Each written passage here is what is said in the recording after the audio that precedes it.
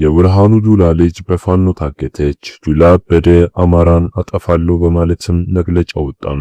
ክቡራትና ክቡራን አድማጮችን የብርሃኑ ጁላ ልጅ አሁን ላይ በፋኖ ቁጥጥር ስር መዋሏን ዘመነ ካሴን በይፋ አበስሯል።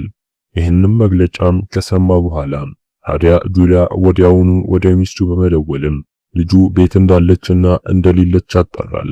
በዚህ ሰዓት የሰማው ዱብዳ ቅንም ያልታወቁ ኃይሎችም እንደተጠለፈች ነው ሚስቱ የነገረችው።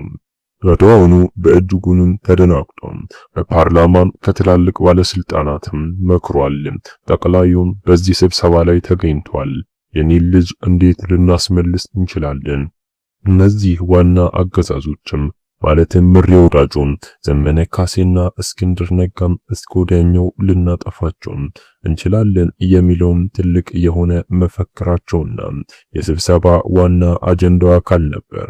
እዚህ ጉዳይ ላይ በርካታ አማራውያን ለሁለት ተከፍሏል። አንደኛው የአማራውያን ወገን ደግ አደረገም፣ በርካታ ጊዜያት አማራውያንን ሲያሰቃይ ነበር፣ እንዲሁም ልጁን እንኳን ባገታ ሲሉ፣ ሌሎቹ ደግሞ እሱ ነው እንጂ ጉድ ይሰራል፣ ልጁ ምን አረገች? ልጁን መንካት አልነበረበትም፣ የልጅ ነገር እኮ አያስችልም፣ ከቶም እንቅልፍ ይነሳል በማለትም ለሁለት ወገን ተከፍለው እየተከራከሩ ይገኛል።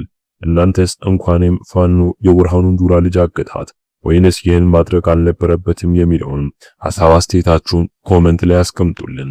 አሁን ላይ በፋኖ ቁጥጥር ስር ትገኛለች። ከልጁ ምንም አይነትም እኛ ፍላጎትም ሆነ እሷን የማገትም አይነትም ዝንባሌ እኛ ላይ መታየት የለበትም። እኛ አጋቾች አይደለንም።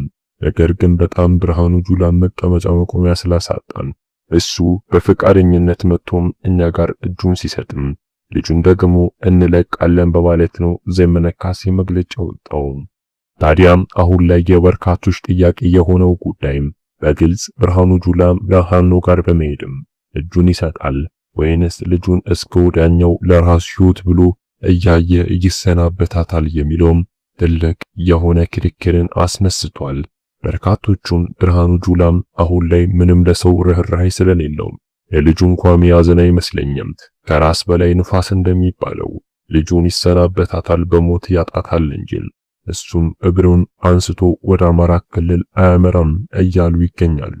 ሌሎቹ ደግሞ አሁንም እንደ ሌላ ጎራም ተከፍለው እረ ለልጁ ሲል ማንኛውንም ነገር ያደርጋል፣ ልጅ አባት ምንም ነገር ያደርጋል፣ የራሱን ሕይወት እንኳን ይሰዋል እያሉ ይገኛሉ። የቀጣይ ጣፈንቶቹን ምን ይሆናል? ነገር ግን ፋኖ ይህን መግለጫ ከወጣ በኋላ እንደተባለውም ብርሃኑ ጁላ ዘው ብሎ ወደ አማራ ክልል ሄዶም እጁን አልሰጠም። ይልቁኑ ያደረገው በፓርላማ ከትላልቅ ባለስልጣናቶች ጋር መክሯል። በመከረበት ወቅትም ዋና ዋና ታርጌቶችን ያደረገው አንደኛ ዘመነ ካሴ መሆኑን ተሰምቷል።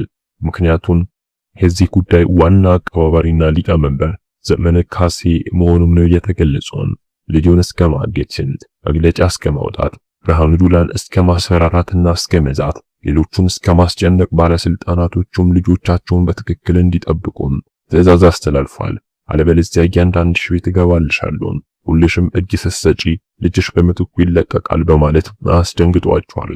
አድማጮቼ እስከ ቪዲዮ መጨረሻ አብራችሁኝ ስለነበራችሁ ምስጋና ከልብ ነው። ለቻናሉ አዲስ ከሆናችሁ ሰብስክራይብ፣ ቪዲዮን ላይክ እና ሼር አድርጉ። ጨርቁ